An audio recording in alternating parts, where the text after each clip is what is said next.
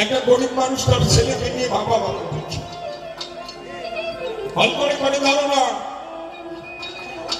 আমি তো লেখাপড়া জানি না, ছেলেটার একটু লেখাপড়া শেখাবো। কিন্তু গরিব মানুষ কিনা টাকা পয়সা বেশি থাকে না। এখন ওই লোকটা করলো কি, ছেলেটাকে লেখাপড়া শুরু করতে স্কুলে পাঠালো, আর এই পাশ থেকে জমি টাকা বিক্রি করা শুরু করলো। গরিব মানুষ, ছেলেটার লেখাপড়া শেষ হয়ে গেছে, তাই এবার বাবার ওই ভিটে বাড়ি ছাড়া এই আর কোন সম্পত্তি, কিন্তু ছেলেটা মানুষের মতো মানুষ হয়েছে। এবার ডেকে বলে ছেলেটাকে মন্দির ঘরে থাকো, এবার তোমার একটা চাকরির দরকার হয়ে গেল, যদি আমি চাকরি না করি বাবা আমাকে কি খাবো? কিন্তু আপনাদের কাছে দেই জানো না, ভগবান তার চাকরি দেয়, সে আর চাকরি পায়, চাকরির বয়স শেষ হয়ে গেছে। এবার ভগবানের উপরে রাগ করে ভগবানের নাম ধরে ডাকা দিয়েছে বন্ধ করেছে, ভগবান তোমার নাম ধরে ডাকবে, যে তোমার চাকরি হলো তাহলে তোমার নাম ধরে ডাকবে। এইভাবে 6 বছর কেটে গেছে ভাই, ভগবানের নাম গুণাগুণ গায়। 6 বছর পরে ছেলেটা বিয়ে করে, তার একটা ছেলে হয়, আরো 6 বছর কেটে যায়। এই 12 বছরের ভিতরে ছেলেটার মুখে কোনো কৃষ্ণ গুণগান নাই, ভগবানের নাম উচ্চারণ করে। তাই ছেলেটা মাঠে কাজ করে, এরপরে বাজারে বিকেল বেলা গিয়ে চায়ের দোকানে আড্ডা, রাত্র 9টায় এসে খাওয়া দাওয়া করে শুয়ে পড়ে। একদিন ছেলেটা বিকেল বেলা বাজারে গেল, রাত্র 9টা বেজে গেল, বাড়ির দিকে রওনা। হঠাৎ করে যখন রাস্তায় এসে দাঁড়ায়, কোন একটা বাড়ি থেকে হরিধ্বনি উলুধ্বনি শুনতে, প্রশ্ন জেগেছে নিজের মনে, যে রাত্র 9টা বাজে, ওই বাড়িতে হরিধ্বনি উলুধ্বনি দেয় কেন, গিয়ে একটু দেখে আসে। ওই ছেলেটা যে ছিল ওই বাড়িতে গেল, গিয়ে দেখতে পায় ওইখানে ভাগবত পাঠের আসর হয়, ভাগবত একজন আস্বাদন করাচ্ছে, আর মাঝে মাঝে হরি কথায় কৃষ্ণ কথায় উলুধ্বনি দিচ্ছে।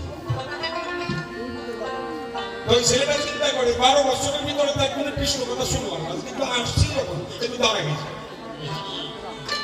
প্রশাসনের বিপদ হল, ওই ছেলেটা সবার পিছনে দাঁড়িয়ে,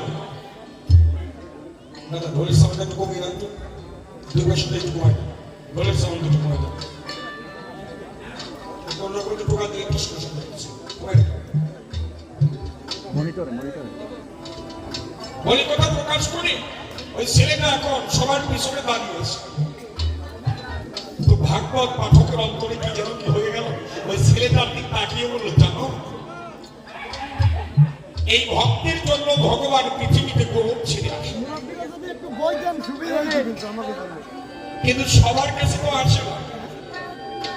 কেউ যদি ক্লাসের পরীক্ষায় পাস না করে পরবর্তী ক্লাসে ওঠা যায় না।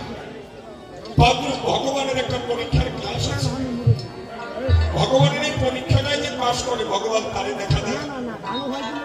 সেই পরীক্ষাটা কি ভগবান বলেছে, যে করে আমার আস আমি করি তার সর্বনাশ, তবুও যদি সে না ছাড়ে পাস আমি কখন হই তার কাছে।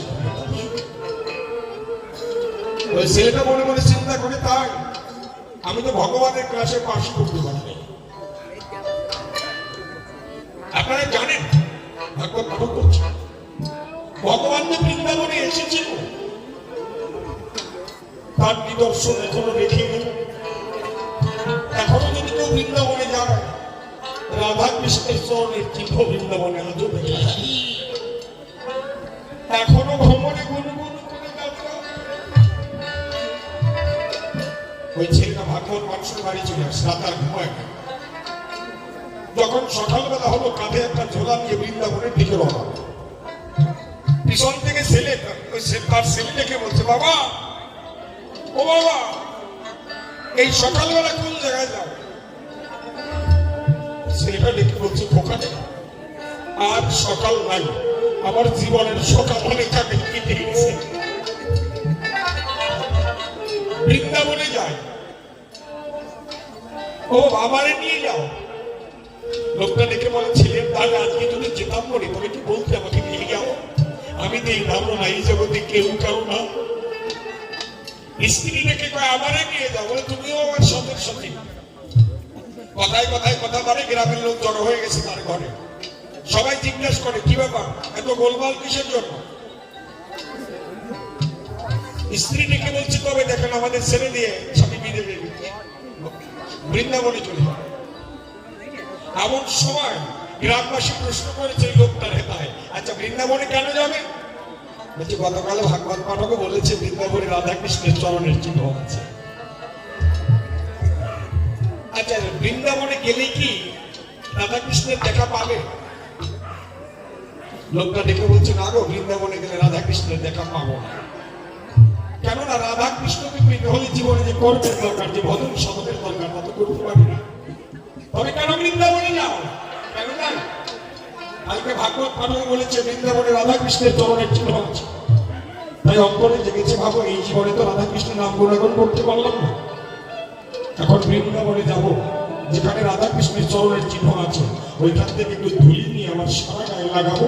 এর ফলে ভগবান যদি আমাকে আবার কোনোদিন পৃথিবীতে পাঠায়, সেদিন সকলে কিছু মনে হরি, আমি মুখে মনে হরি হরি, সাধুর সঙ্গে দিয়ে গণাগণি রাধা কৃষ্ণের ভজন করবো।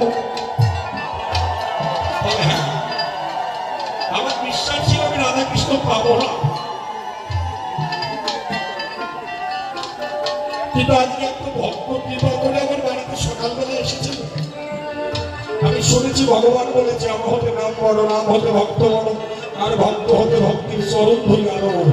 আপনারা কৃপা করে আমার মাথায় কি চরণ ধরি তুলে দেন, আপনারা চরণ ধরি দিলে